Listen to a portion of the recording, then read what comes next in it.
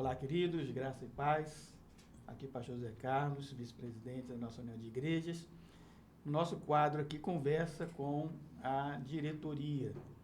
E hoje estamos aqui recebendo o nosso ilustre, amado e muito querido pastor Marcos Moura. Pastor Marcos está lá em Portugal e está conosco agora aqui no Brasil há algum tempo. E nós aproveitamos essa oportunidade para conversar um pouquinho, né, sobre o trabalho congregacional lá em Portugal, as expectativas, né, as demandas, as necessidades, e saber um pouco mais, né, até mesmo desse trabalho, irmão nosso, né, coligado conosco, que começou, inclusive, a partir das igrejas brasileiras. Verdade. Na verdade, pastor Marcos, seja bem-vindo. Pastor Zé Carlos, é um prazer enorme, né, poder retornar a essa casa, né, depois aí de 1 ano e meio ali em Portugal e poder ver o que Deus tem feito, a continuidade do trabalho aqui nessa diretoria e poder também estar aqui nessa conversa, trazer um pouco de informação da terrinha, né, além-mar, ali de Portugal, e poder ter esse tempo de compartilhar aqui com vocês, né? Que bom, que bom. Você falou, pastor Marcos, está 1 ano e meio já. 1 ano e meio, passa rápido, né? Verdade. O tempo Qual corre. igreja que o irmão está lá? Eu estou na igreja congregacional Ponte Sorense, né? Ali no sudeste de Portugal, né? Do ladinho ali da Espanha, tendo o privilégio de pastorear ali uma igreja histórica, né? 113 anos, e tem sido a igreja que Deus tem sustentado ali, levantando a bandeira congregacional e tem feito ali naquela região um grande trabalho, uma linda história. 103 anos, é a igreja... 113. 113. É a igreja mais antiga congregacional ali em Portugal? Atualmente é mais antiga, né? Porque ao longo da história, né, a gente pode falar um pouquinho disso na nossa conversa, um pouquinho mais à frente. Nós tivemos 14 igrejas congregacionais em Portugal, né? E Ponte de Sor não era a mais antiga, né? A mais antiga era a igreja da Calçada do Cascão. Foi a primeira igreja, mais ou menos ali em 1870, 75. Foi a primeira igreja, mas que depois passou a ser uma igreja presbiteriana. Ela foi a mãe, praticamente, das outras igrejas. Foi a avó da igreja de Ponte de Sor, porque Ponte de Sor foi uma igreja ligada a Abrantes, que foi filha dessa igreja ali de Lisboa, né? Então, atualmente é a mais antiga, mas existiram outras igrejas antes de Ponte de Sor. Okay. Podemos dizer que Ponte de Sor foi uma segunda geração das igrejas congregacionais ali em Portugal. E hoje, atualmente, são quantas igrejas ali, pastor Marcos? Hoje nós temos 3 igrejas e 7 missões, né? Nós temos a igreja Ponte Sorense, com 113 anos. Temos uma filha da igreja Ponte Sorense, que é Paio Pires, né, no qual está ali pastoreando o pastor Aguinaldo Silva. Já está ali há 5 anos. A igreja tem 62 anos, é filha de Ponte de Sor. E nós temos a igreja de Chelas, que está o pastor Luiz Matos, né, que é nativo, é português. A igreja tem 110, fez recentemente, em outubro, 110 anos. E é filha da igreja da Rua do Cascão, que foi a primeira igreja congregacional nossa ali em Lisboa, que foi plantada em Lisboa. Quando você fala de missões, seriam as nossas congregações, isso? Isso, porque ali é o termo de missões, né? São as missões da igreja, que são aqui congregações, ponto de pregação, né? Nós temos uma definição diferente no Brasil, né? Quando é um início do trabalho, é um ponto de pregação, né? E depois, com o crescimento, né, se torna uma congregação, para depois a emancipação como igreja. Lá não, lá sempre quando abre um trabalho, está abrindo uma missão. É essa a definição do trabalho lá em Portugal. Ah, legal. E aí, como foi o teu chamado lá para Portugal, né? Você acordou um belo dia e vou embora para Portugal. Como foi isso? Rapaz, eu estava bem aqui, né, como secretário-geral de uma denominação histórica aqui, com tanta atividade aqui no Brasil, né? Mais de 420 igrejas. E um tempo muito especial para mim foram essas 2 gestões que eu passei junto com o pastor Márcio. E trabalhar com você, né, como diretor do DAN e outros colegas, um tempo muito gostoso aqui como secretário. e eu pensava em ficar pelo menos uns 20 anos como secretário. É interessante como a gente vai pensando a nossa vida, né, os próximos anos, e Deus deve olhar para a gente assim, coitado, né? Não sabe o que eu tenho para ele mais à frente. Né? E como o melhor lugar para estar é onde Deus quer que a gente esteja, né, o Senhor foi me direcionando, né, a questão de olhar para Portugal. Né? Eu já, logo assim que eu me formei no seminário, isso há 25, 26 anos atrás, eu me formei aqui na Fluminense, eu fiz uma viagem para Espanha, uma viagem missionária, e fiquei muito impactado com a necessidade da Europa. Né? E já naquela época, quando eu retornei, eu até me vi com um chamado para trabalhar na Europa.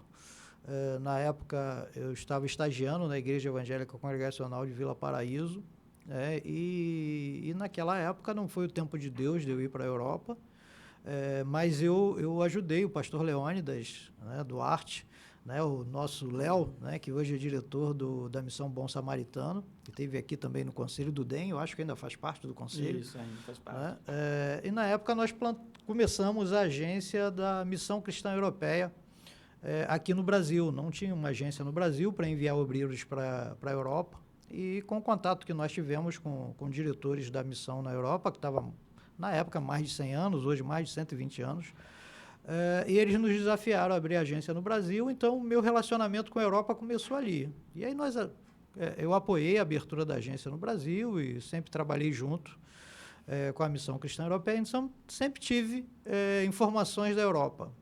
E nesse envolvimento com a Missão Cristã Europeia, em 2022 houve uma necessidade de viajar para Portugal para uma reunião da direção internacional da missão.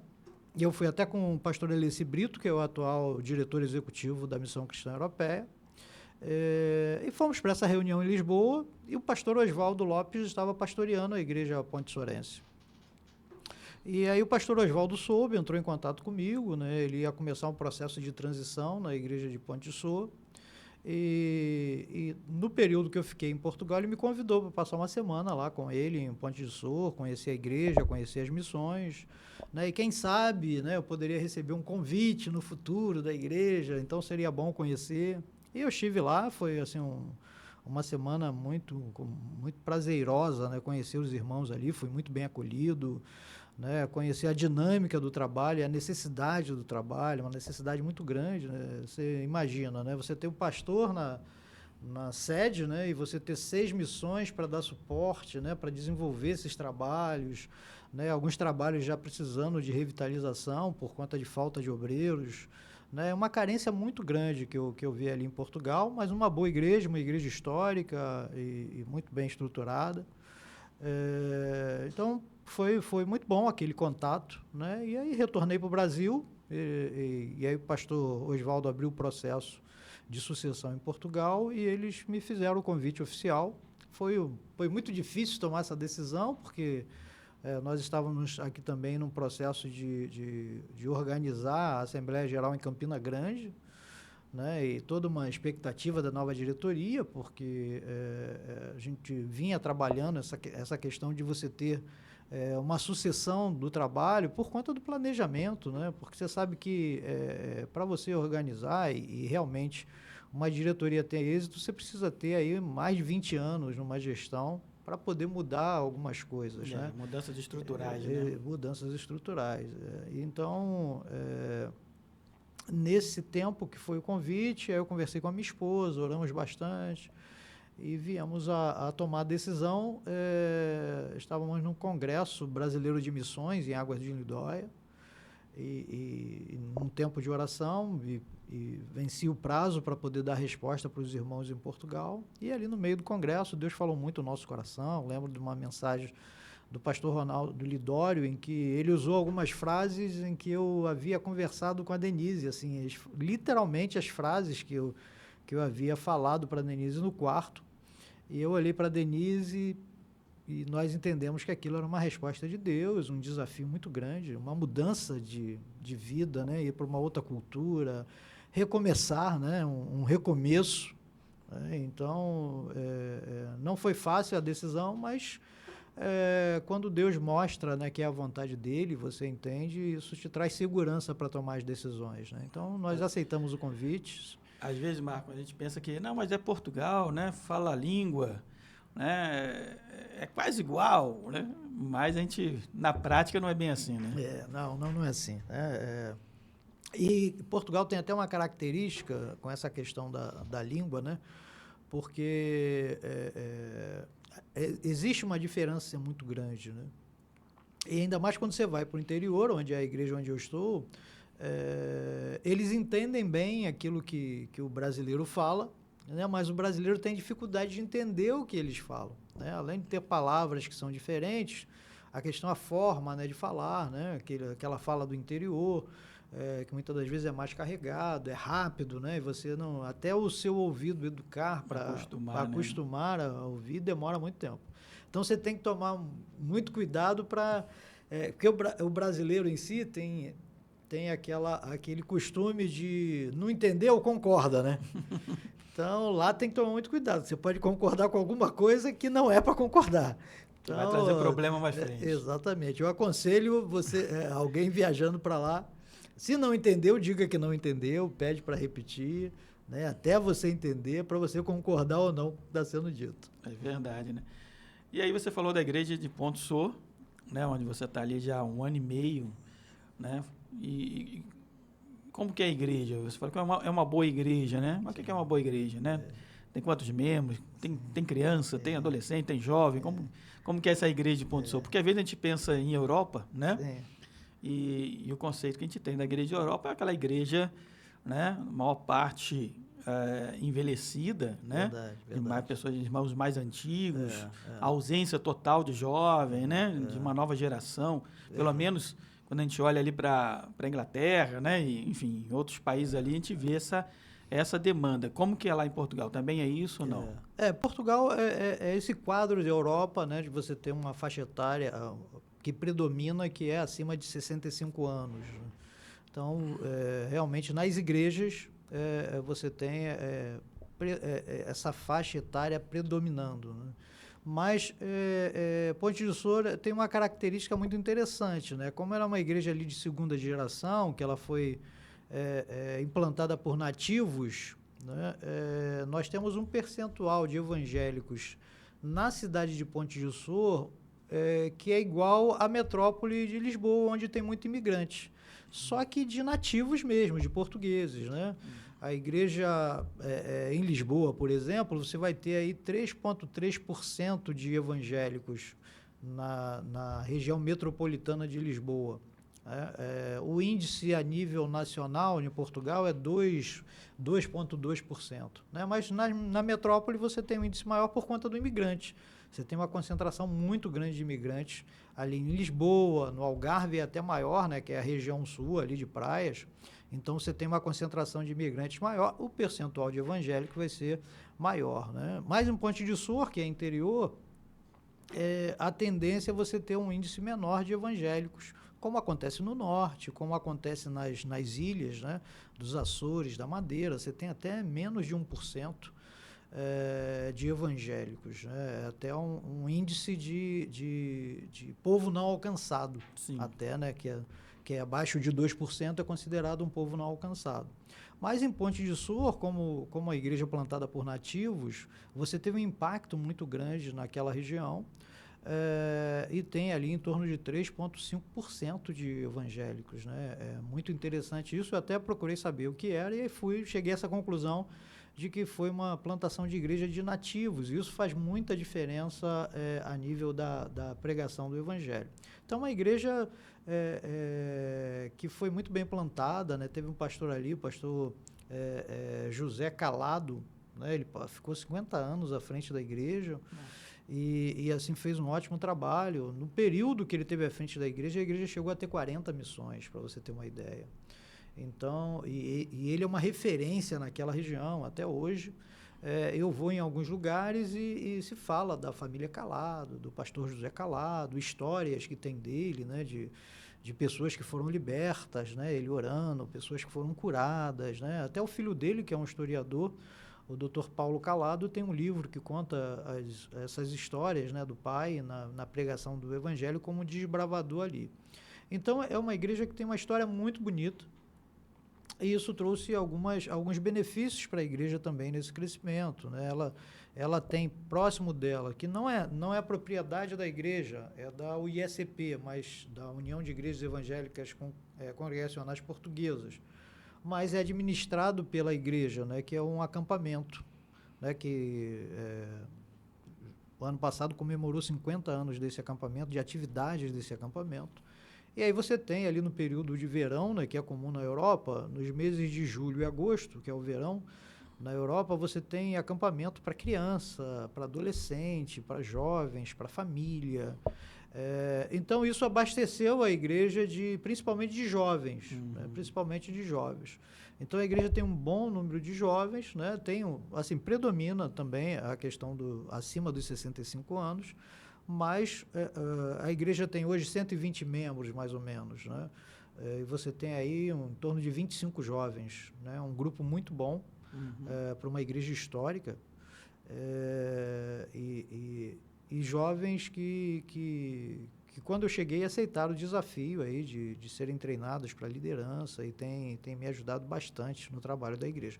Agora, assim, nós encontramos essa realidade também de não ter crianças na igreja, né? Nós chegamos lá, apesar dos pastores que tiveram antes de mim buscar esse trabalho com crianças, mas tinha um grupo muito pequeno, né? Na verdade, tinham 2 crianças que eram filhos de membros da igreja lá assistindo, né, na escola dominical. E uma necessidade de você desenvolver um ministério infantil, né? Então, nós começamos a trabalhar isso, né? Convidamos professores da PEC-P, né? Que é a nossa PEC em Portugal.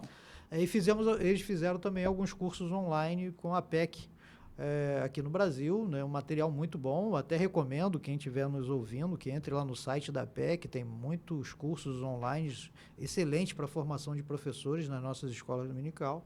E aí montamos um ministério infantil, né? Hoje eu tenho mais professores na igreja do que eu tenho crianças, né? Mas assim, como você tem a estrutura, e eu penso dessa forma, se você tem uma estrutura para quando chega a família com os seus filhos, essa família vai permanecer. Se essa família visita a igreja e não tem uma estrutura para criança, ela não vai voltar. Né? Então, hoje nós temos 5 crianças, né? Nesse trabalho de 1 ano e meio, né? De 2 já foi para 5. Nós estamos lá atentos a 2 famílias, que só nessas 2 famílias tem mais 10 crianças. Então, você triplica aí o número de crianças na escola dominical. E uma coisa que eu sempre tive comigo, e nós vamos ver na história da igreja, e na história, na verdade, eu lembro do filósofo Sócrates, quando chegava em Atenas, ele perguntava onde estavam as crianças, né? Ele sempre quando voltava de viagem, ele perguntava, cadê as crianças?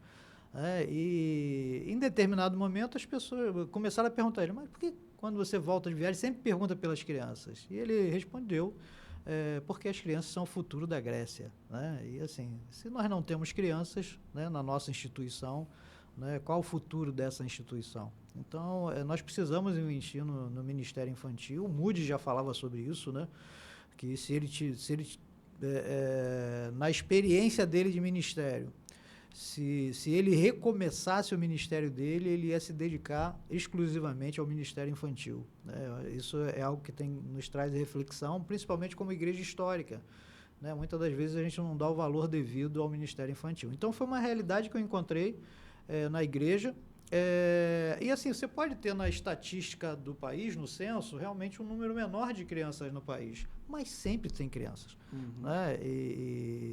E assim, quando você faz algo para criança, elas vão aparecer, e eu creio muito nisso. Eu creio que daqui a pouco o Ministério Infantil vai estar crescendo, vai estar se desenvolvendo, e nós vamos ter novas crianças que vão se tornar adolescentes, né? Discipulados na igreja, e depois jovens, né? E assim, mantendo aí as faixas etárias da igreja. Que nós sabemos que uma igreja saudável é uma igreja que tem equilíbrio nas faixas etárias, né?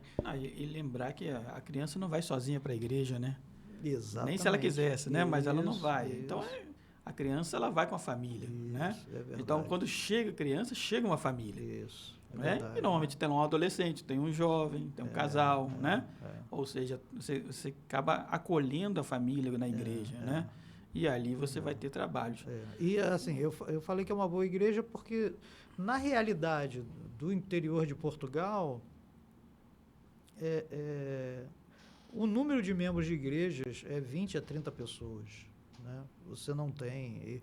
E a igreja de Ponte do Sul tem uma das missões que tem esse número de pessoas, né? De 20 a 30 pessoas. Eu tenho só numa missão. Né? Então, assim, é uma igreja grande, de porte grande, quando nós falamos assim do interior de Portugal.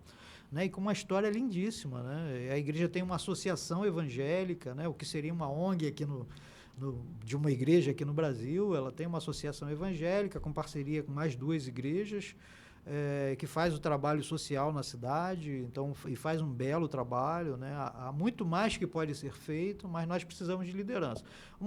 Outra dificuldade que eu encontrei em Portugal foi essa questão da liderança. Né? Por exemplo, é uma igreja muito boa, mas você tem já uma liderança envelhecida, né? Que os oficiais são da época ainda do pastor José Marques Calado, né? Então, são oficiais muito antigos, né? E assim, ótimos oficiais, muito experientes, mas esse trabalho precisa ser dividido, né? Então, é preciso preparar essa juventude que tem na igreja para assumir a liderança da igreja e também entender que no meio desses jovens tem vocacionados que vão ser os pastores da igreja no futuro e abrir novos trabalhos. E esse tem sido o teu alvo hoje, ali em Ponte Sordo, preparação de liderança, como que tem sido? Sim, Deus tem o tempo certo de todas as coisas. Né? Então, o tempo que eu passei aqui como secretário-geral me ajudou muito em abrir a mente com a questão de treinamento de liderança, né? Na questão da educação teológica também, que eu pude participar, né? Nesse momento aqui no Brasil, quando teve pandemia e houve a abertura do online, né? E eu pude fazer parte aí com a diretoria atual, né? Com os irmãos que estão atuando na educação teológica, né? O pastor Felipe, né? Hoje é o diretor do DET, é meu pastor na Igreja do Paraíso, né, que eu continuo como membro da Igreja Congregacional do Paraíso, e a Carla Janaína, que é diretora, né, do nosso seminário online a nível nacional, né, isso, né, em parceria Foi um marco, né? Foi um marco, e hoje tendo curso reconhecido pelo MEC. Inclusive, pastor Marcos, esse ano agora, né, em dezembro, dia 14, lá na Pedra de Guaratiba, nós vamos ter a formatura da primeira turma, né, do seminário online. Né? Então, os alunos estão vindo de vários lugares do Brasil, né? Vão estar se encontrando presencialmente ali, eu acho que se não todos, mas a grande maioria, e vai ter uma grande festa, uma grande celebração, 14. E é interessante, né, que assim, nós vemos essas realizações, mas impulsionadas por uma pandemia, né?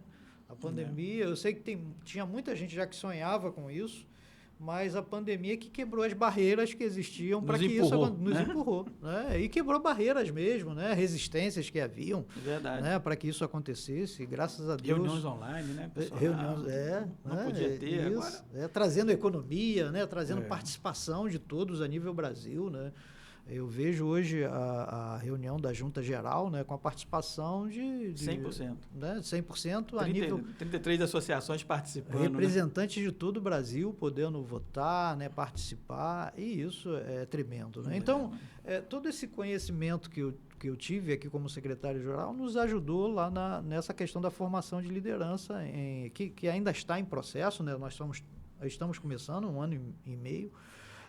E aí eu fiz alguns contatos aqui no Brasil, né, com o pastor Idauro até em Niterói, com a Carla Janaína, né, a nível nacional. O pastor Idauro é diretor ali do nosso seminário em Niterói. E aí nós decidimos, né, de pedir a Carla que formasse um curso médio de teologia para oferecer para as igrejas congregacionais em Portugal.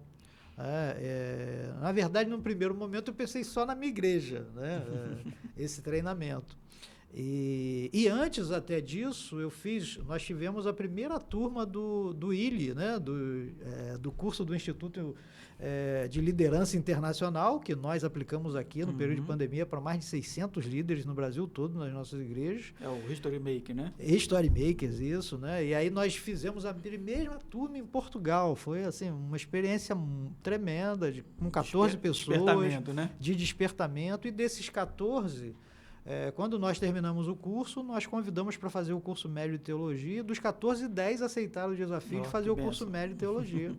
Né? E estão caminhando hoje, né? Mas abrimos também para as outras igrejas e nós temos uma turma com 22 pessoas fazendo o curso médio de teologia. Ou seja, 22 alunos de Portugal. 22 alunos nativos de Portugal. Fazendo o curso conosco aqui. Exatamente. E o fuso horário? Funciona? Como que dá? Funciona, porque assim, como você tem 3 a 4 horas, né, de fuso horário, 3 a 4 horas que eu digo porque você tem o horário de inverno lá. No horário de inverno são 3 horas de diferença, que é o que está acontecendo agora, né, e no período de verão são 4 horas de diferença, né? Então, assim, lá quando é 19h30, aqui você tira 3 horas, né? Você tem 16h30. Né? Então, assim, os professores aqui no Brasil dão aula nesse horário, né, 16h30, e o aluno lá em Portugal está chegando do trabalho, né, tranquilamente, faz o curso. O curso é uma vez por semana e tem sido assim, muito bom. O retorno dos alunos lá em Portugal com relação ao curso tem sido maravilhoso, eles têm crescido muito em conhecimento e isso veio preencher uma necessidade das nossas igrejas lá na formação de liderança, né? Especialmente nativos, né? Exatamente. E assim, despertar a vocação, né, para que eles possam assumir a liderança do trabalho. E você tem em cada igreja uma boa estrutura, uma boa liderança para receber novas pessoas, né? Para esse acolhimento da igreja e que para as igrejas possam crescer saudáveis. Né? Eu cheguei lá e percebi os pastores sobrecarregados e até conversei com alguns pastores que estiveram lá antes de mim e eles falavam a mesma coisa. Marcos, é muito bom trabalhar aqui, né? Mas existe uma demanda muito grande.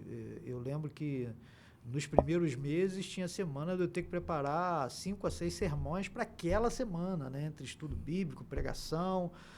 Então, assim, realmente cansativo, chega a um ponto que você fica cansado, né? Então, com esse grupo agora aceitando o desafio, eu já tenho novas pessoas me ajudando nas missões, né, na escola dominical, tanto que eu estou aqui no Brasil por uma necessidade, né, familiar. A minha sogra está passando por um processo de câncer, já fez a cirurgia, graças a Deus está tudo bem, está se recuperando, né, mas eu estou aqui no Brasil há mais de 2 meses e a igreja está funcionando, a escola dominical funcionando muito bem, né, com esses irmãos que estão fazendo o curso, as missões funcionando, a igreja funcionando normalmente, sem nenhuma dificuldade, né? E isso tem 1 ano e meio que eu estou ali por conta do curso, do treinamento que eles estão recebendo. Desenvolvendo essa liderança. Eu lembro do apóstolo Paulo, a prisão do apóstolo Paulo, e não foi meu caso, eu não estou preso, muito pelo contrário, estou aqui no Brasil, né, e podendo, né, até ver os irmãos e estar de férias, além de acompanhar essas necessidades da família. Mas eles estão lá, né? A minha ausência tem sido bom, porque eles estão gerando crescimento, né? Gerando crescimento, eles estão sendo treinados, né? E é diferente, né? Quando o nativo fala, né, para o seu povo, de um estrangeiro falar para o seu povo. Eu creio que o nosso trabalho, quando nós somos chamados para um trabalho transcultural, o primeiro trabalho é esse mesmo, né? É a formação de liderança, porque a minha experiência lá em Portugal é que eu vou precisar de uns 10 anos, pelo menos, para poder me adaptar à cultura europeia, à cultura portuguesa. E olha que eu já tive uma experiência trabalhando, né, em equipe. Na empresa que eu trabalhava era uma multinacional, né, de liderança de matriz holandesa, então já tive contato com o europeu, né, mas é uma cultura totalmente diferente da nossa, né, o estilo de culto, né, é muito difícil, E o dia a dia, né, é muito diferente, Eu gosto muito, né, a adaptação tem sido muito boa lá, a minha esposa nem tanto, né, ela tem sofrido mais do que eu nessa questão da adaptação. A minha filha está muito bem adaptada na Europa, a Carol, né, porque ela foi antes de mim até, mas essa questão e até agora a Carol vai nos ajudar lá no trabalho nesse período, né, que ela cumpriu os 2 anos lá na Croácia e está indo para nos ajudar nesse período em Portugal, porque a nossa igreja lá tem a parceria com a Missão Cristã Europeia. Então, a Carol vai estar nos ajudando também nesse discipulado dos jovens, porque essa é uma outra necessidade, né? A questão do discipulado, né, principalmente da juventude, né, para que eles possam entender a vocação, que todos são missionários, né, a partir do momento que nós aceitamos a Cristo como Senhor e Salvador, a nossa vida já não é mais nossa, né, a nossa vida é do Senhor, Fomos ele passa a ser... chamados para servir, né? Fomos chamados para servir e se não servimos, não servimos para caminhar com o Senhor. Né? Para participar do reino. Né? Exatamente. Então, assim, essa foi uma necessidade que nós percebemos e que nós estamos atuando para poder, quando retornar ao Brasil, ter uma liderança nativa ali na igreja, né, com obreiros e que possa dar continuidade ao trabalho. É interessante a gente pensar isso. Claro que eu acho que é um pensamento natural da missão transcultural, né? Se você pensarmos biblicamente, né? O apóstolo Paulo, aonde ele chegava, começava o discipulado, começava a pregação, começava a trabalhar a liderança local. Né? Em Éfeso ele ficou 3 anos ali formando líderes, né? Quer dizer, quando ele sai dali tem presbíteros, tem diáconos, né? Tem uma estrutura, né? Boa, né? E eu acho interessante ele quando ele deixa Tito em Creta, né?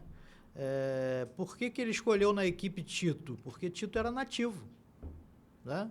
Ele era daquela região, né? Então, assim, é a questão cultural mesmo, de falar a língua do povo, de entender o que está acontecendo, né? De ter a cosmovisão para atender a necessidade ali, para chegar com o evangelho de forma que as pessoas entendam, né? Então, Paulo já tinha essa visão com a equipe dele, né? E ele deixava da equipe aqueles que estão melhor adaptados àquela região, né? Verdade. E você está aí 2 meses aqui, já no Brasil, veio aí por causa, né, essa questão da sua sogra, questão de saúde também, Denise, né? Sim. Cuidados. E estão voltando quando? Qual é a expectativa? Nós viemos por 3 motivos, né? O principal foi realmente a saúde da minha sogra, né? Que eu falei do quadro que ela teve de câncer no pâncreas, né? Mas já foi porque vocês viriam até mais para frente, né? Isso. O nosso planejamento era vir em janeiro, fevereiro, porque é o inverno rigoroso na Europa, nós fugiríamos do período de férias, do né? período, né? Nesse período de férias. Mas tivemos que antecipar por conta de acompanhar essa questão do quadro de saúde da minha sogra, né? Também, né, um segundo motivo fazer um check-up, né? A Denise fez cirurgia recentemente, né, numa viagem até nossa na Áustria, foi até um testemunho muito interessante, a gente pode, num próxima conversa, falar sobre isso, que foi muito interessante também, o que Deus fez, o livramento de Deus, né? E aí também para a Denise poder fazer, eu fazer o meu check-up, e ela também, né, muito mais do que eu. A Denise fez vários exames, estamos concluindo isso essa semana, né? E também para ver a família, os amigos, né? Poder estar com os irmãos. E graças a Deus nós estamos concluindo essa semana e no dia 2 agora de dezembro nós estamos retornando para a terrinha lá, Lemar, né? Para reencontrar os irmãos e dar continuidade ao trabalho ali em Portugal. Ah, legal, né? Que bom. E projetos futuros, né? O que você vê ali no futuro da igreja portuguesa, né? Não só de Chelas, né? Chelas não só de Ponte Sor, o qual você está pastoreando, mas o que você consegue enxergar ali do futuro da igreja portuguesa e aonde, né, pastor Marcos, nós como união de igrejas, né? Aqui no Brasil, porque somos parceiros, né? Podemos ajudar, né? Porque às vezes a gente olha uma realidade tão distante, tão longe, né? E tudo mais, mas será que não tem alguma coisa, né, que possa ser feito, né? Um trabalho mais intensivo, uma parceria, né, maior? Porque até então a gente tem visto apenas, precisa de pastor aqui. Não, vai um pastor. Foi pastor Vanderly, foi pastor Osvaldo, foi pastor Bruno, né, e tal. Será que é só isso, né? Ou será que nós poderíamos trabalhar de maneira mais efetiva, né? O que você vê assim, na tua perspectiva? Até porque assim o trabalho em Portugal foi sempre muito influenciado pelo trabalho aqui no Brasil, né? A primeira igreja para portugueses mesmo foi plantada pelo pastor Calley, né? Quando ele esteve na Madeira, foi a primeira igreja ali em 1845 mais ou menos, né? Onde ele teve também a perseguição, né? O local onde eles se reuniam foi incendiado, ele teve que sair de lá, né? Mas fica o evangelho, né? Fica a marca, né? E os madeirenses ali que saíram, tem até um fato muito interessante, que a primeira igreja presbiteriana plantada em Lisboa foi por um jovem que foi batizado pelo pastor Calley na Madeira, né, 25 anos antes. E aí foi o pastor da primeira igreja presbiteriana em Lisboa, que foi uma das primeiras igrejas, mais ou menos ali 1870, 1872, né, mais ou menos nessa época. Né, e nessa época também, nós tivemos a nossa primeira igreja congregacional ali em Lisboa também, que foi plantada também com o apoio da igreja aqui fluminense na época da missão evangelizadora Brasil-Portugal. Né? Então, o trabalho ali sempre teve uma influência muito forte e sempre caminhou junto, né? Até por conta dessa questão histórica do Dr. Calley, né? Ali na Madeira, né? Depois veio para o Brasil e aí sempre teve um contato com a plantação da igreja em Portugal, né? E depois o trabalho com a Fluminense, né? A própria União de Igrejas participou enviando obreiros e sustentando obreiros em Portugal. Eu acho que nas últimas décadas isso perdeu um pouquinho o contato e eu creio que nós precisamos, né, recuperar, né, essa parceria, esse vínculo, né? Eu creio que o curso de teologia que está sendo feito é uma ponte, né, já é uma ponte, né? Enviar obreiros, né, via o ISB, né, retornarmos a enviar obreiros, né? Nós temos até um casal agora que tem da Igreja Congregacional de Vila Norma, que tem um chamado para a Europa, e nós temos conversado com eles, né? O pastor Rafael e a Geise. Nós temos conversado com eles no sentido de ir para trabalhar lá conosco em Portugal, né, mas via o ISB. Né? Então, né, algo que eu já compartilhei com a diretoria, estive conversando hoje também com o Departamento de Evangelismo e Missões, né, para que eles tenham esse apoio para chegar ali em Portugal com as credenciais da ISB. Né? Envolve o DEM, envolve a MCE, né? Isso. Fecha as parcerias necessárias para trabalhar, né? Isso, para desenvolvimento das igrejas ali e abertura de novos trabalhos, porque é uma necessidade muito grande de novos trabalhos, né? E aí com a formação de vocacionados nativos, né? Através desse processo aí de educacional, né? Junto com o Departamento de Evangelismo